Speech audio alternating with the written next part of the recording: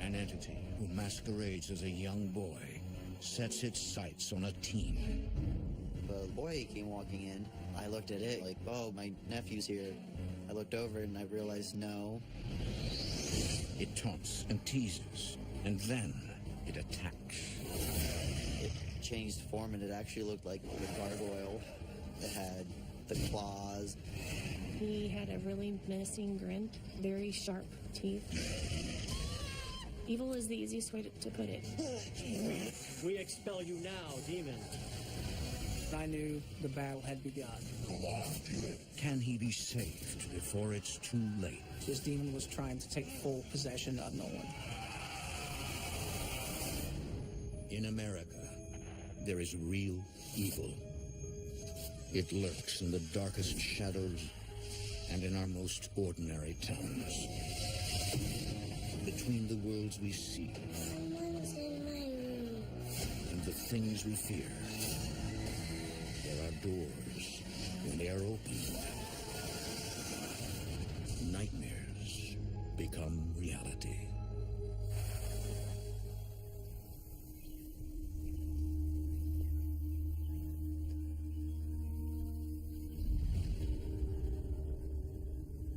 I was probably 6 when I realized that I see things that everybody else does not see.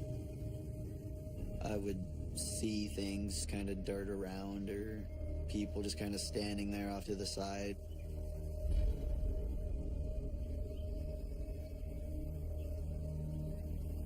Is it him? Is it Grandpa? Yeah. He could tell you anything about his great-grandpa. He'd gotten his arm caught in a corn picker when he was younger, and it was off just above the elbow, and he knew which arm. Nolan was a year old when he died. Come on, son. Help us pack the car. Sure, Mom. Jackie Lydoff doesn't question her 16-year-old son's gift.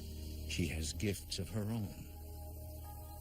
Mine's more just the feeling. I don't necessarily see it, but I still have that feeling to know that there's something. I have strong instinct. The odd man out is Nolan's dad, Dennis. I wasn't a believer in anything paranormal. I kind of dismissed it. While he doesn't share his family's paranormal sensitivities, Did you grab that for me? he does play along when planning the annual family vacation. I think you may have found something in Branson you'd like to do.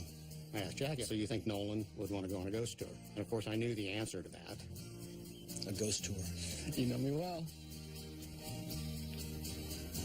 The family heads off on a 6-hour road trip from their home in Stockport, Iowa, to Branson, Missouri, driving through the Midwestern farming belt. Stockport is a really small town. It's basically all agricultural base. Growing up in a small town, you learn to enjoy this quietness that you do have whenever, you're not harvesting or anything. And it's nice knowing that when you go somewhere that you will know someone.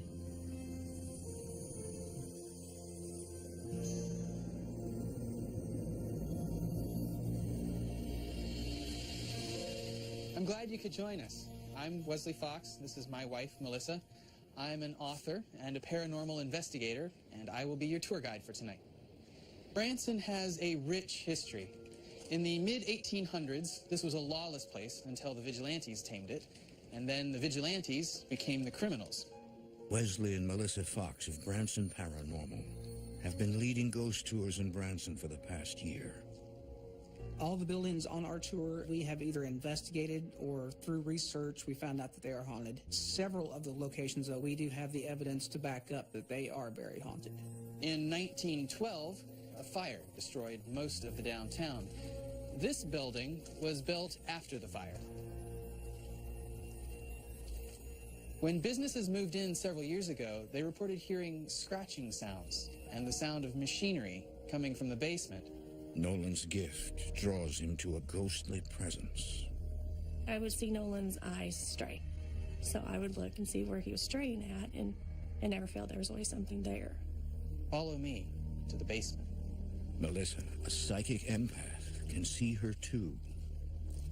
always called myself an empath. Most empaths can feel things, but not only can I feel them, I can sometimes see them if they want me to. Melissa and I actually both picked up on the same spirit. It was a very nice feeling because you have that confirmation, you know, that, oh, this is real, I'm seeing it, and that was really comforting to me.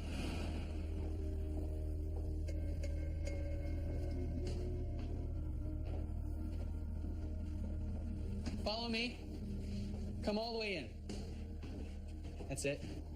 One of the buildings on our tour has a very rich history. The things that happened in this building have made it one of the most active haunts in Branson. In the 1920s, the KKK printed a hate-mongering newspaper right here in the basement. In the 1960s, a woman was murdered by a jealous lover at the building. It's no wonder that this is a hotbed of paranormal activity.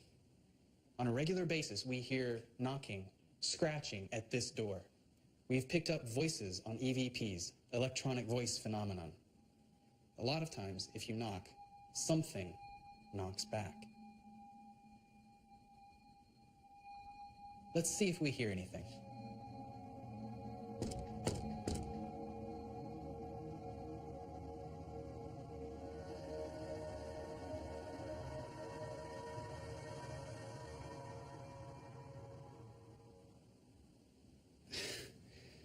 Well, folks, spirits will be spirits. I guess no one's answering the door tonight. Follow me.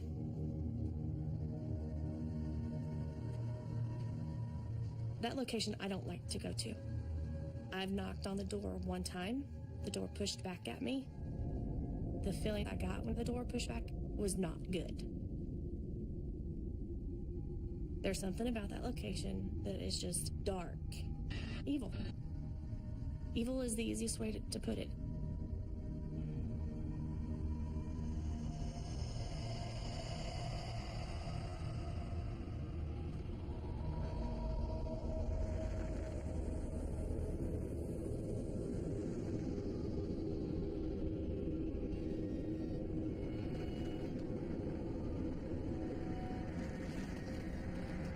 Nolan. The tour's moving upstairs. I'm gonna lock up. Thanks, Melissa.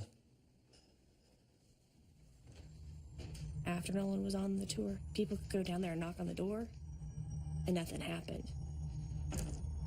That location became dead, which before it was one of our most active locations.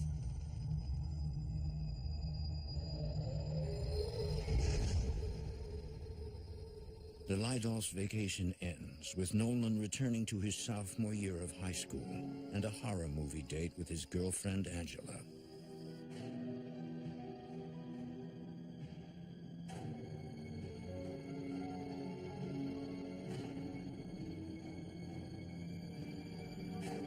Oh my God, why are they just sitting there? Who does that?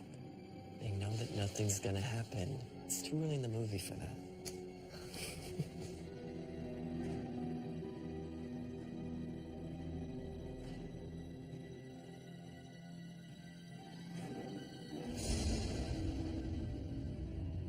We started noticing movements.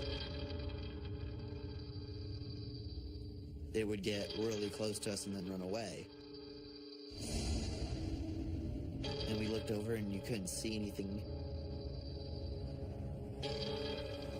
But we both swore that something had entered the room.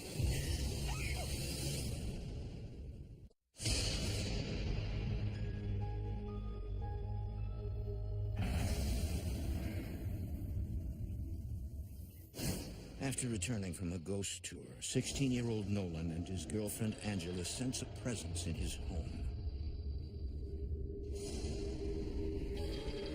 We both noticed something just kind of walk in that light. It looked like kind of the outline of a child. It wasn't completely black. It had some color to it, but no facial features at all.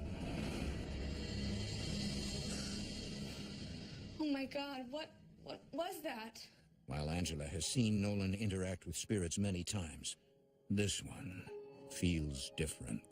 She'd already gone through a few different things with me that were pretty unexplainable, and I think she was starting to get used to it. Well, should we be worried? No. No. Whatever that was, I don't think it means us any harm. For me, a spirit was a spirit. I didn't think too much of it, and it didn't try to hurt me or anybody in the family, so it didn't bother me.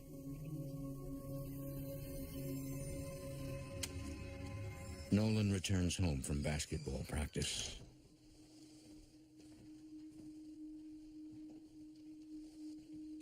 Mom, I'm gonna grab a quick shower before dinner. Okay, dinner's on the table in 30. Got it.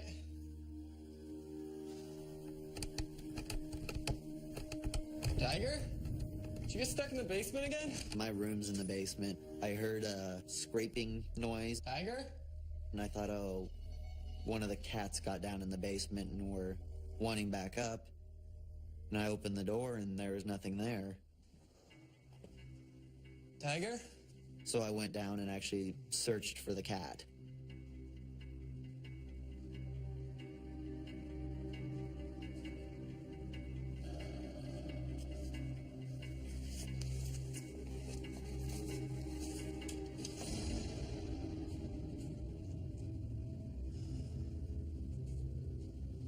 There's no reason that that noise should have happened.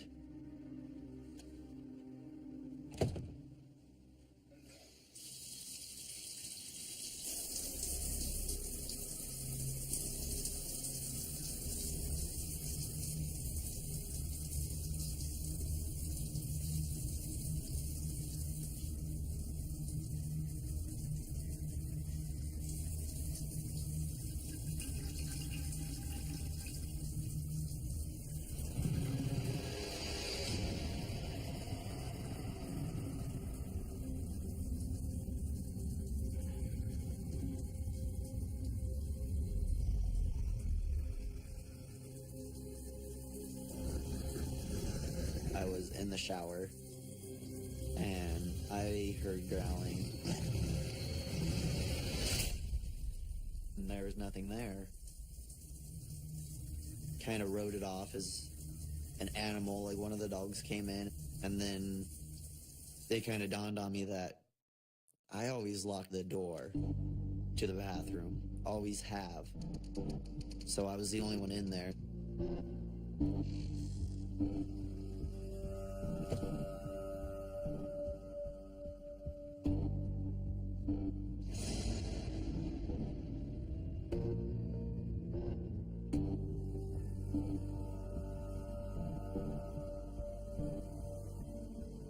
There's a back room that we use as storage. We put the decorations and everything into.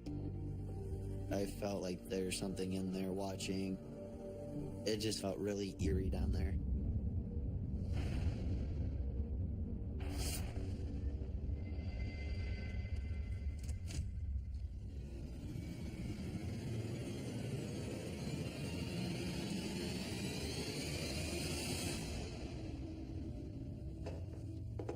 Mom.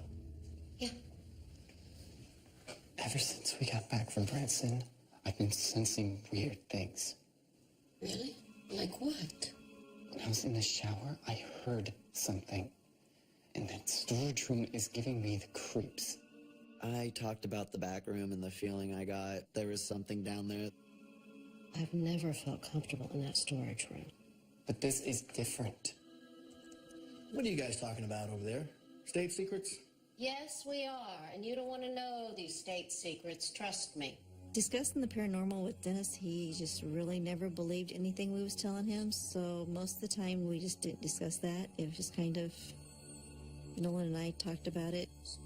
Him and his mother talked about these things more amongst themselves, and they knew I didn't believe a lot in that.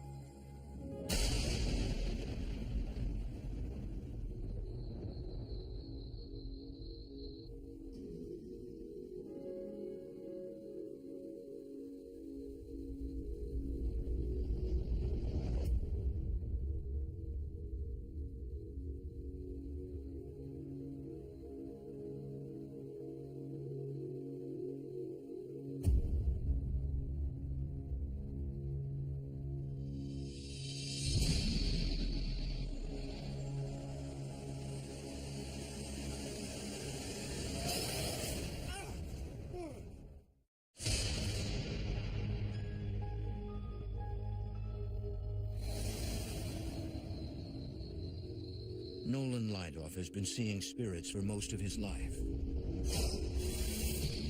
But they have never hurt him.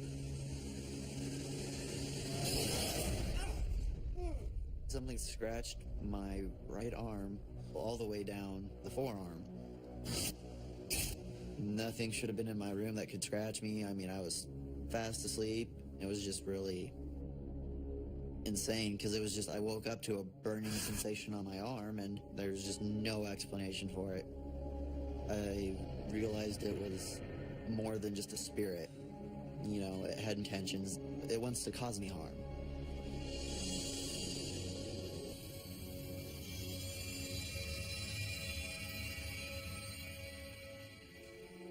Mom, take a look at these.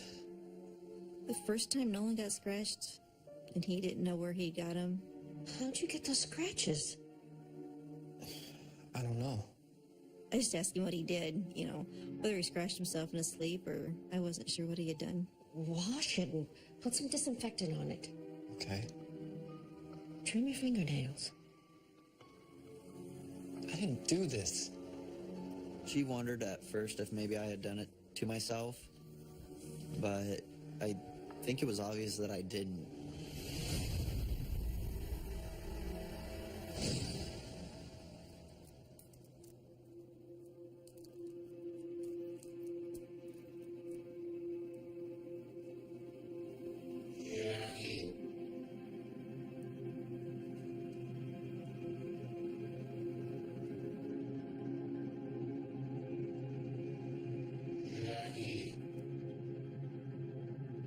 I heard my name called out, and it sounded like Dennis.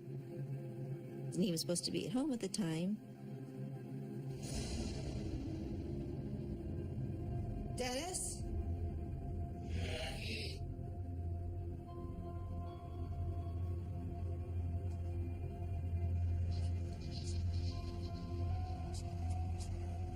Dennis, is that you?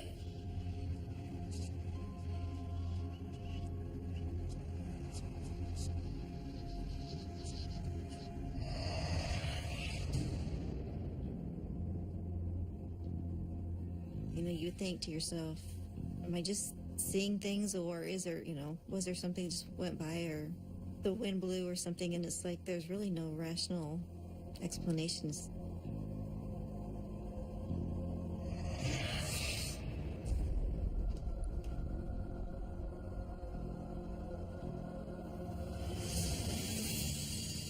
Now concerned for their safety, Jackie discusses Nolan's unexplained physical attacks with his father. I'm worried, Dennis. During this time, Nolan would have scratch marks.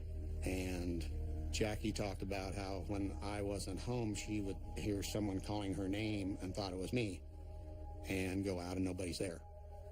I don't know what this is all about, but he'll be okay.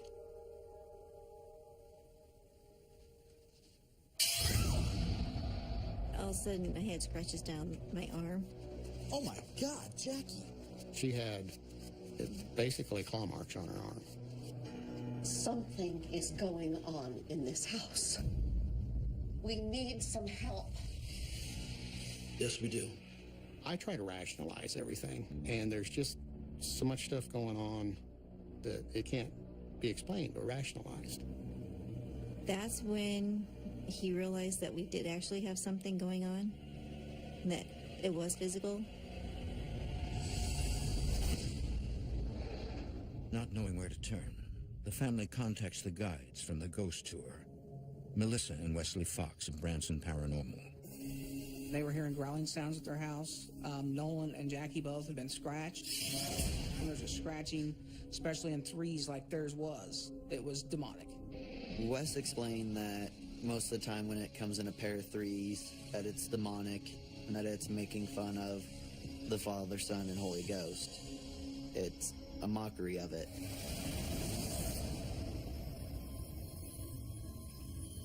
Wesley gives instructions on how to bless the property and get rid of the demon.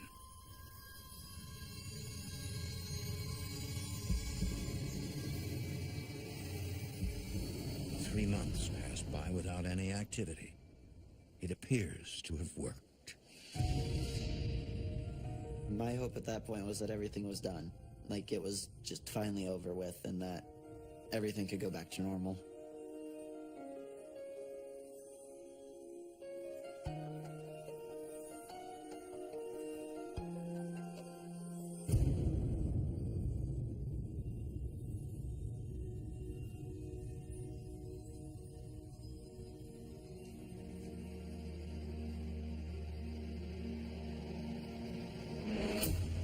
A little boy came walking in. Hey. And I looked at it like, oh, my nephew's here. I looked over and I realized, no, it was just kind of a random kid had walked in the living room.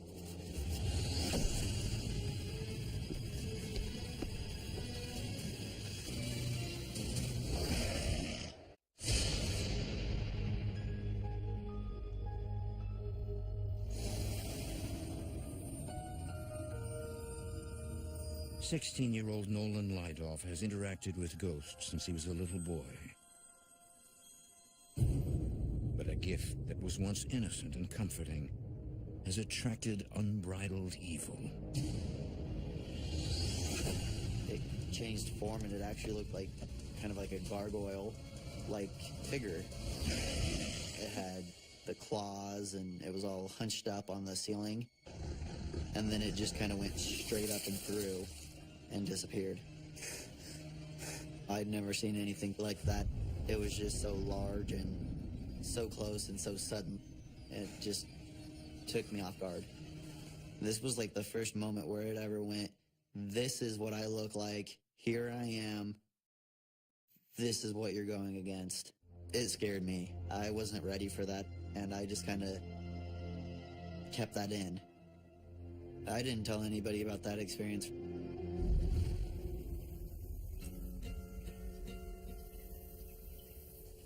Although Nolan decides to keep the terrifying experience to himself, his mother also has the ability to sense the presence is back. It wasn't the same feeling that the house had always had before. I knew it was there, but it never made itself seen to me. I mean, I just had the feeling.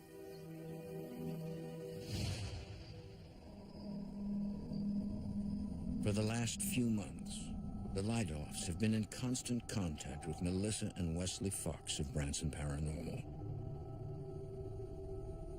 Now, the family asks them to come investigate the house. My first initial feeling when I walked into the house was very uncomfortable. You could cut the tension in the house with a knife.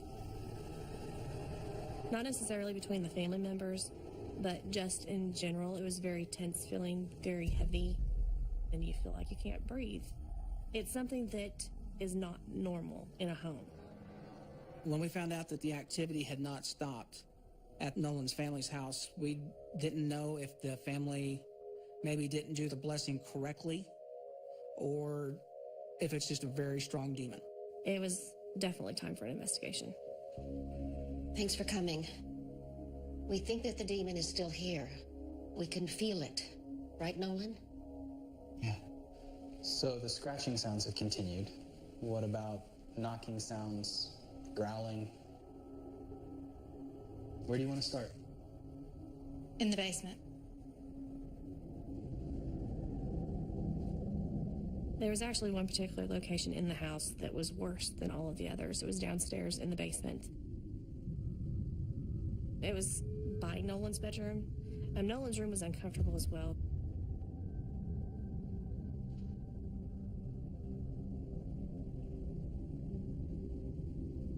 But there was a little area of the basement that was very uncomfortable. I did not like to go back there.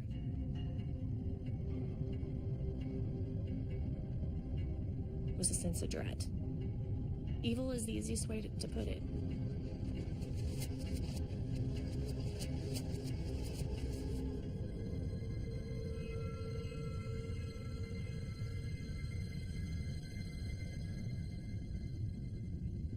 You got something? What are you sensing? This is it. It was very much a hot spot in the basement. My theory on spots like that is that's where the demonics concentrate a lot of their time. Planning an attack You know, it's kind of like where your home base is.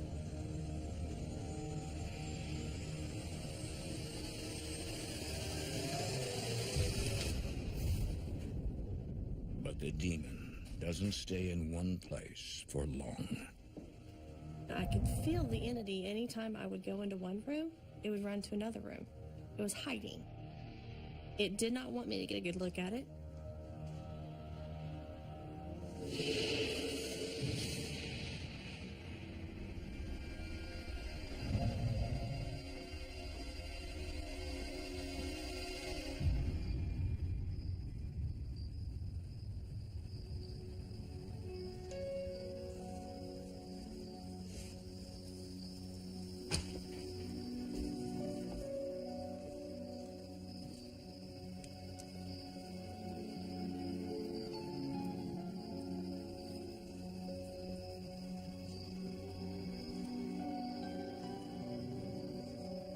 I was outside looking at the trees, looking at the yard.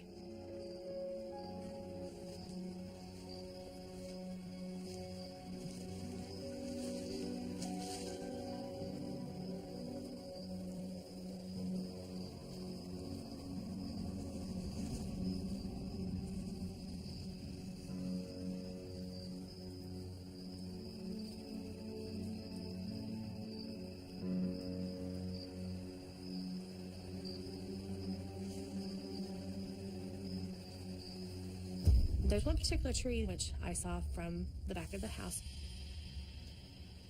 The tree kind of creeped me out a little bit.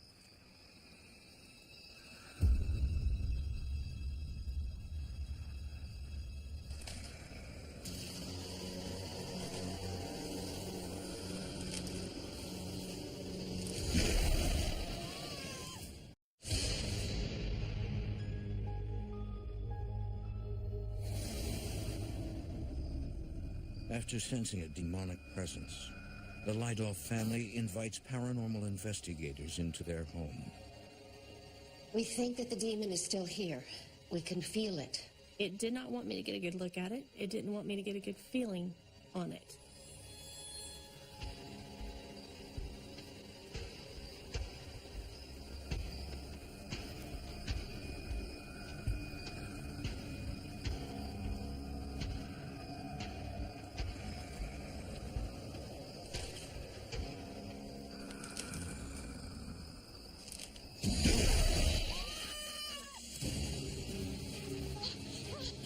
It was like a gargoyle.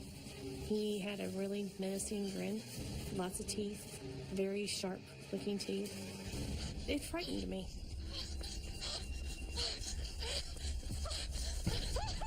Are you okay? What's going on? I saw it. I saw the demon. Nolan is petrified.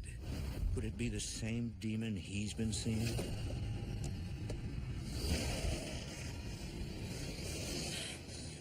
I saw it a few days ago. It looked like a kid, and then it turned into this hideous thing. Everything that I started to describe, Nolan could complete. It was because it was the same entity. The only difference is it showed him that it was a child first. It never showed me the child form. He would do that to try to make Nolan basically trust it at first. The theory was that it was just trying to intimidate and basically cause fear. But where did this demon come from? Suddenly, Melissa remembers when Nolan attended the ghost tour she and her husband led.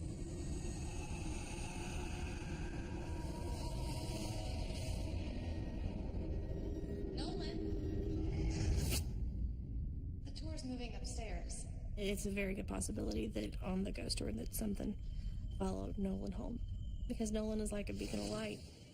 Whenever you have gifts, it draws entities to you. The next morning, the family performs a second blessing with Wesley and Melissa's help.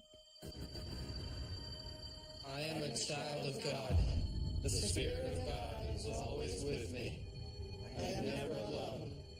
God's love fills me. We knew that it was demonic. There wasn't really a question or a doubt in our minds at that point.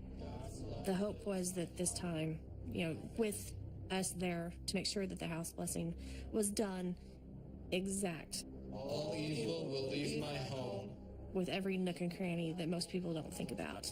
That it was completely done, that we could get everything completely out of the house. For I am at peace, filled with God's love, and understanding that I am truly a child of God. Amen. If it's a very strong demon, it's not going to let go easily. So we have to do more things to help out. After they left, we all were pretty hopeful that this might be the last time that anything would happen. The house. I just had a warmer feeling about it, and maybe a little brighter. They all agreed that what had been there is actually gone. And Melissa, before they left, she said, she felt pretty good that it was gone.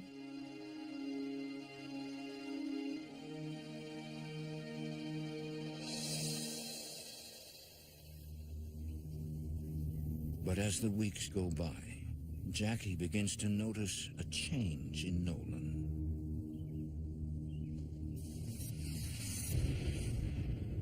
Nolan. Where'd you get that bruise? His bruises was more frequent. I mean, he had some scratches once in a while, but it was more the bruising that he would have. Was it basketball practice? No. What do you care anyway? Hey! I was concerned about his behavior and his mood because he was more irritable, negative. He wasn't as happy like he always was before. It started becoming pretty common for me to only get an hour or two of sleep every night. According to my mother, I was getting moodier and more upset fairly quick. Kind of started distancing myself, basically, from everyone.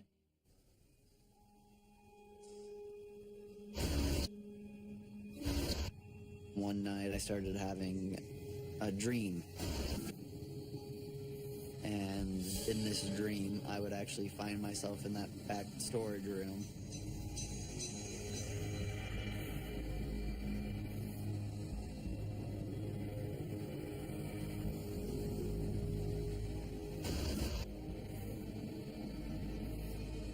I was looking down on my own body. It looked like I had killed myself. There was just blood on the walls, and I was just laying there motionless.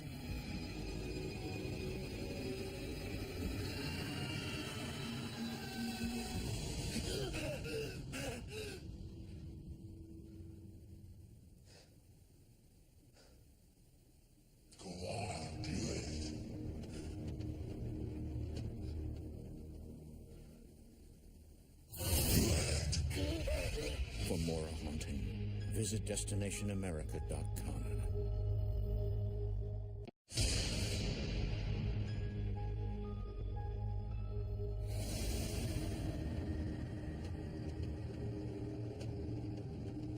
For weeks, Nolan Lydoff has suffered terrifying nightmares in which a demon tells him to kill himself.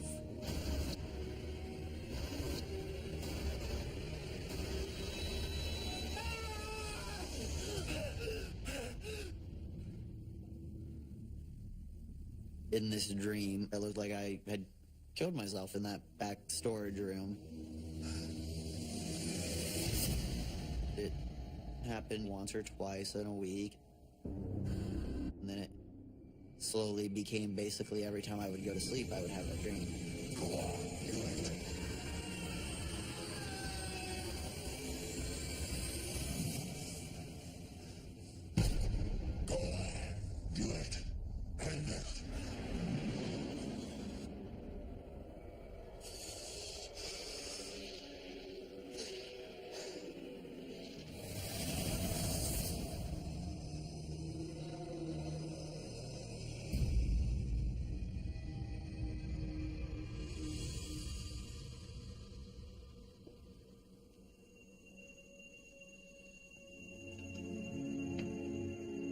Nolan, are you okay? No.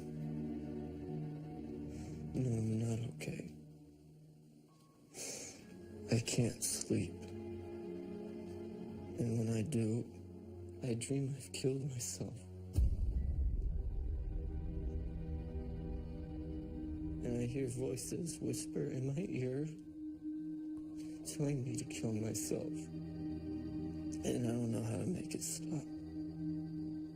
When Nolan told me that he was having these nightmares and it wanted him to kill himself, I was scared. That's when I talked to Wes. Wesley Fox of Branson Paranormal has been advising the family on how to get rid of the demon.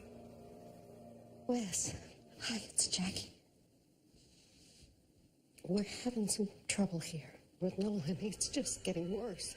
This thing is telling him to kill himself. I don't know what to do. Jackie told me about the voices that Nolan was hearing in his head, and these voices were encouraging him to kill himself. And I wasn't sure how much more Nolan was going to be able to take.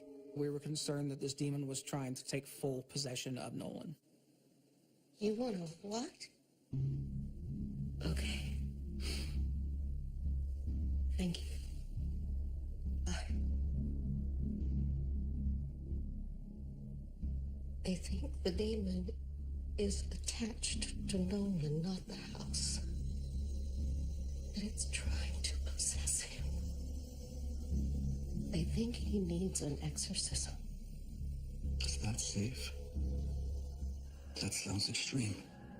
Do you want this thing to kill our son? No, of course not. I don't think we have a lot of other choices.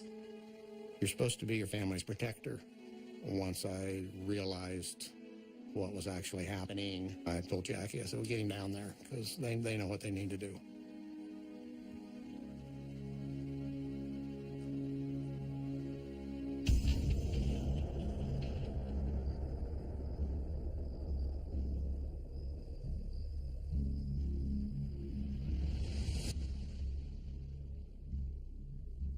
Branson paranormal demonologist and ordained minister Joe Eder leads the exorcism. When I got the phone call that he was going to commit suicide, we had to do an exorcism. This demonic entity had the strength to actually interact with his body. Before we begin, I'm going to baptize you. In the blood of Jesus, in the word of our Lord, you are now baptized. Let's begin. Baptism is a cleansing of the spirit, and I believe the mind. We, The children of our Lord, we pray now. Now God steps in. We profess our lives to Jesus and our Lord. And a demon really can't catch on to anything. We are saved this day, this time, this hour.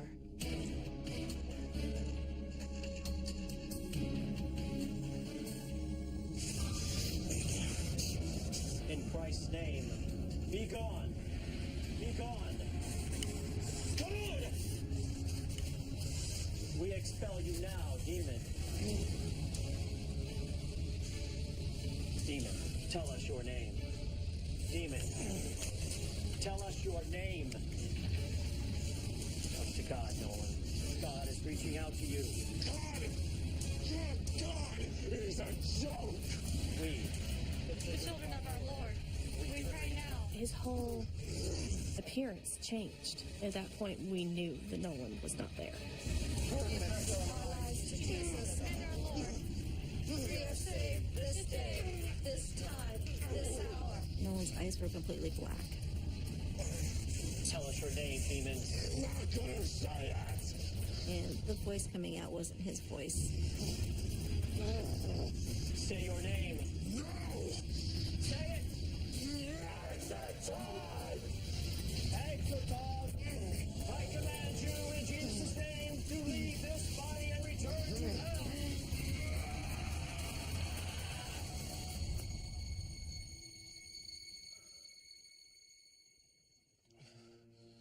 Finally, the demon released its name.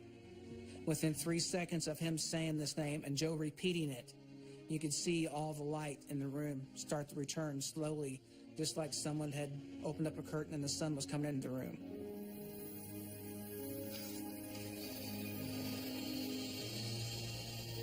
The next thing I remember is waking up and just feeling really drained. Wes was just kind of like, well, how you feeling? And I'm like, I feel like I just went through a fight.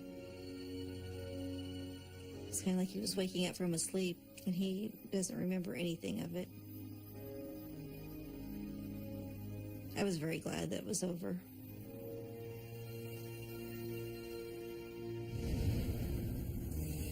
With the nightmare of the demon behind them, the Lydolfs look forward to a new chapter in the family's life. You thinking about getting any training in Atlanta?